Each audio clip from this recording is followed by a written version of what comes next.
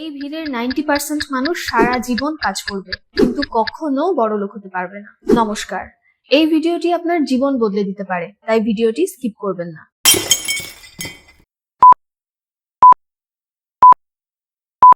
কেন পৃথিবীর 90% মানুষ সারা জীবন কাজ করেও বড়লোক হতে পারে না, আর কেনই বা কিছু মানুষ 25-30 বছর বয়সেই ফিনান্সিয়াল ফ্রিডম পেয়ে যায়, আবার কেউ 60 বছর বয়সেও লোন আর ইএমআই এর মধ্যে ডুবে থাকে। তাহলে সমস্যাটা কি ভাগ্য, নাকি পরিবার, নাকি সিস্টেম? আজ আমি আপনাদের এমন কিছু সত্যি কথা বলবো যেটা আপনাদের ভালো নাও লাগতে পারে, কিন্তু আপনাদের চোখ অবশ্যই খুলে দিতে পারে। প্রথমে একটু কথা বলি সেই 90% মানুষদের নিয়ে, যারা সারা জীবন কাজ করেও বড়লোক হতে পারে না। আসলে তারা ছোটবেলা থেকে একটা সিস্টেমের মধ্যে বড় হয়। পড়াশোনা করো, চাকরি করো, ইএমআই দাও আর মরো। এটাই তাদের জীবনের একমাত্র উদ্দেশ্য, ভালো পড়াশোনা করে একটা ভালো চাকরি পাও। আসলে ছোটবেলা থেকে সবাই আমাদের শেখায় কি করে তুমি ভালো একটা চাকরি পেয়ে মান্থলি কিছু টাকা ইনকাম করতে পারবে, কিন্তু কেউ আমাদের শেখায় না কিভাবে টাকা তোমার জন্য কাজ করবে, কিভাবে টাকা তোমার জন্য টাকা এনে দেবে, কিভাবে তুমি ইনভেস্ট করবে, আর কিভাবেই বা তুমি নিজের স্কিল দিয়ে টাকা ইনকাম করতে পারবে। আর ওই বাকি 10% মানুষের মধ্যে একটা জিনিস কমন থাকে, তারা প্রত্যেকেই ভাবে কি করে টাকা দিয়ে টাকা ইনকাম করা যায়।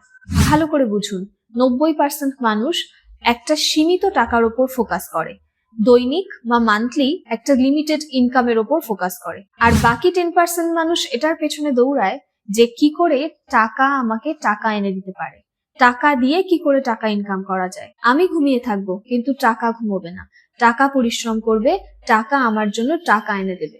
এবার চলুন বোঝার চেষ্টা করি গরিব, মিডিল ক্লাস আর ধনী মানুষের চিন্তাধারার মধ্যে আসলে পার্থক্যটা কোথায়।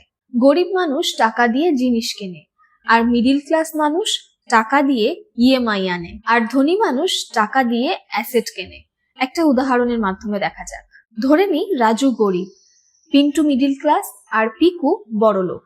রাজু দৈনিক যেটা ইনকাম করে সেটাই সে খরচা করে ফেলে, জমানোর কথা তার মাথাতে আসেই না। আর এদিকে পিন্টু, যে মিডিল ক্লাস, সে সারা মাস খেটে সেই দিনটার জন্য ওয়েট করে থাকে যেদিন তার স্যালারি ঢুকবে, কারণ তার তো আগে থেকেই প্ল্যান আছে যে এইবার স্যালারি ঢুকলে আমি সেই টাকা দিয়ে কি কিনবো। সংসারের খরচা, নিজের হাত খরচ, এসবের জন্যও তো কিছু রেখে দিতে হবে, পুরো টাকাটা তো খরচা করা যাবে না, তাই ইএমআই একমাত্র অপশন। তাও কোন জিনিসের জন্য ইএমআই দেব? যেটার জীবনে তেমন কোনো প্রয়োজন নেই, যেটা না হলেও জীবনটা খুব ইজিলি এবং ভালোভাবে চলে যায়, আর যেটা মিডিল ক্লাস মানুষদের সব থেকে বড় সমস্যা। এই যেমন ধরুন, পাশের বাড়ির ছেলেটা একটা গাড়ি কিনেছে, তার মানে আমাকেও একটা গাড়ি কিনতে হবে। সামনের বাড়ি 2তলা 3তলা হয়ে যাচ্ছে, তাই আমার বাড়িটাকেও বড় করতে হবে। প্রায় সবার বাড়িতেই এসি আছে, আর চাকরি করে যদি আমার ঘরে একটা এসি না থাকে তাহলে হয় কি করে? এই পুরনো বাড়িতে থাকতে আর ভালো লাগছে না, এবার তো একটা ফ্ল্যাট নিতেই হবে। আর এই সমস্ত চিন্তাধারাই একটা মিডিল ক্লাস মানুষের জীবনে বিপদ ডেকে আনে।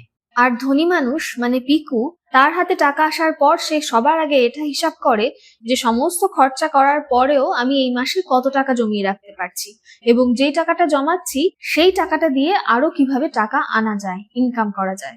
এই যেমন ধরুন, হয়তো স্টক মার্কেটে ইনভেস্ট করে, বা কোনো স্কিল শিখে, বা এফডি করে, ইত্যাদি।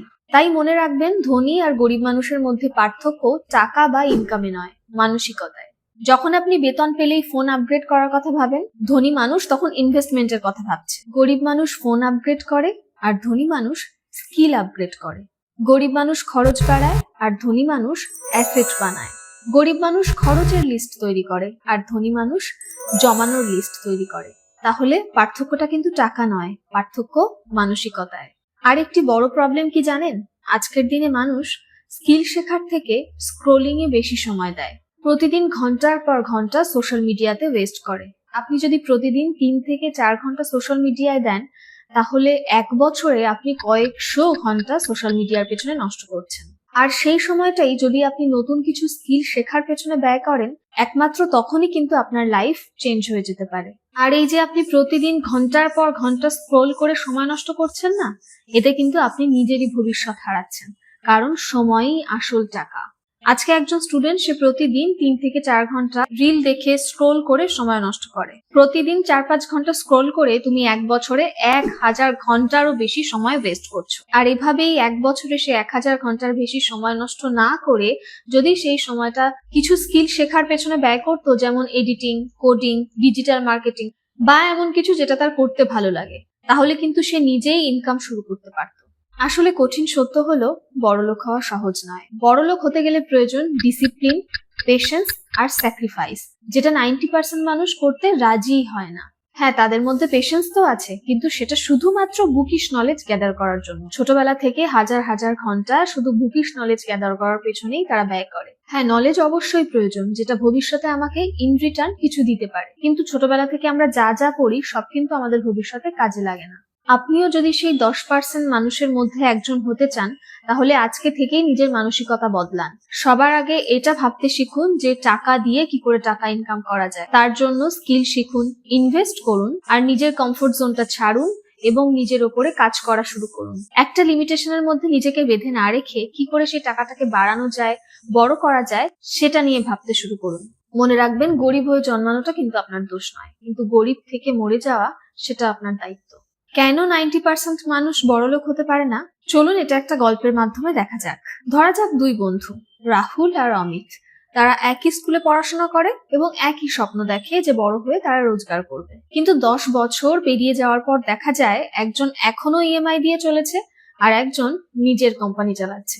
কি করে সম্ভব? চলুন দেখা যাক। রাহুল, যে এখনো ইএমআই দিচ্ছে, সে ছোটবেলা থেকেই শুনে এসেছে ভালো করে পড়াশোনা করে চাকরি পেলেই লাইফ সেট। সে তাই করেছে, পড়াশোনা করেছে, চাকরি পেয়েছে এবং তার স্যালারি প্রতি মাসে 30 থেকে 35 হাজার টাকা। অমিত তার সাথে পড়াশোনা করেছিল, কিন্তু তার মাথায় একটা প্রশ্ন এসেছিল, আমি কি সারা জীবন অন্য কারোর জন্য কাজ করে যাব? তাই অমিত পড়াশোনা শেষ করে নিজের একটা ছোটখাটো বিজনেস শুরু করলো। প্রথম ইনকাম ছিল না বললেই চলে। তখন পরিবার বলল, যাও একটা চাকরি খুঁজে নাও। বন্ধুরা তাকে দেখে হাসতো, কিন্তু অমিত একটা জিনিস বুঝেছিল, জানেন, রিস্ক না নিলে রেজাল্ট কখনো বদলায় না। জীবন কখনো পাল্টাতে পারে না যতক্ষণ আপনি রিস্ক না নিচ্ছেন। এই জিনিসটাই অমিত বুঝে গিয়েছিল। তাই অমিত তার বিজনেসটাকে কি করে বড় করবে সেটা নিয়ে ভাবনা চিন্তা করছিল। আর এদিকে রাহুল প্রতি বছর ইনকাম বাড়ার সাথে সাথে তার খরচও বাড়াচ্ছিল।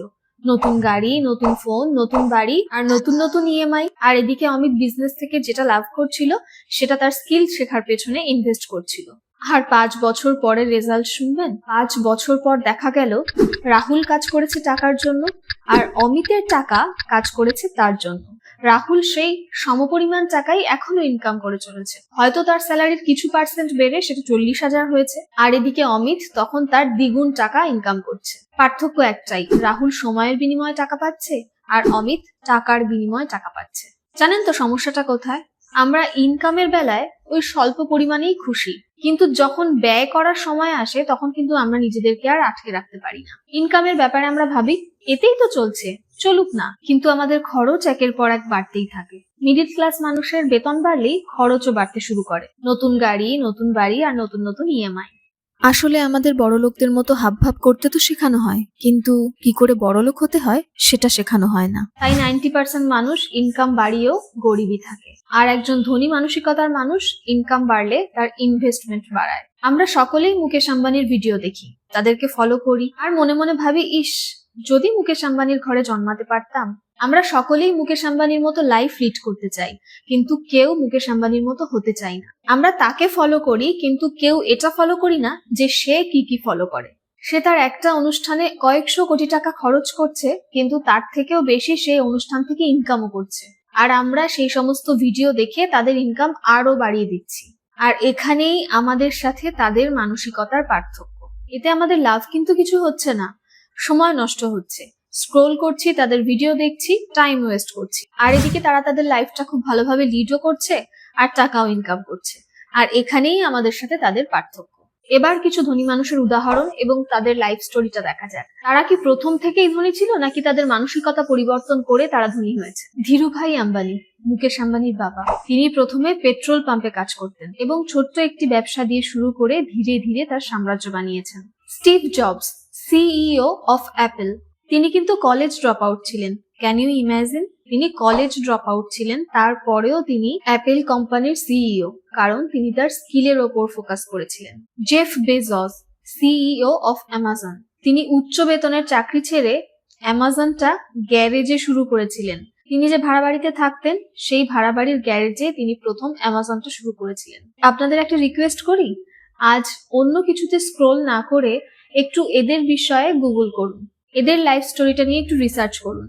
হ্যাঁ, আমরা কেউ এদের মতো হতে পারবো না, অ্যাকচুয়ালি কেউ কারোর মতো হতে পারে না, কিন্তু এনারা যে মেথডস গুলো ফলো করেছিলেন সেগুলো ফলো করলে হয়তো আমরা অন্যদের থেকে কিছু আলাদা এবং বেটার করতে পারবো, যেটা আমাদের জীবনকে ইএমআই আর লোন নামক ভূতের হাত থেকে হয়তো বাঁচাবে। আর এই তিনজনের মধ্যেই একটা কমন জিনিস আছে, কি বলুন তো? এনারা তিনজনেই রিস্ক নিয়েছিলেন, লং টার্ম ভেবেছিলেন, এবং সব থেকে বড় কথা, এনারা নিজেদের স্কিলের পেছনে ফোকাস করেছিলেন।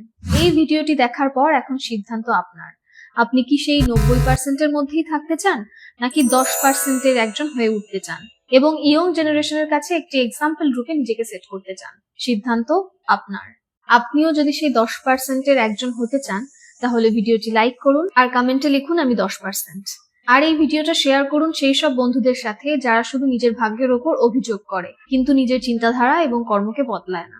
আর এরকমই লাইফ চেঞ্জিং ভিডিও পাওয়ার জন্য চ্যানেলটিকে সাবস্ক্রাইব বা পেজটিকে ফলো করে দিন।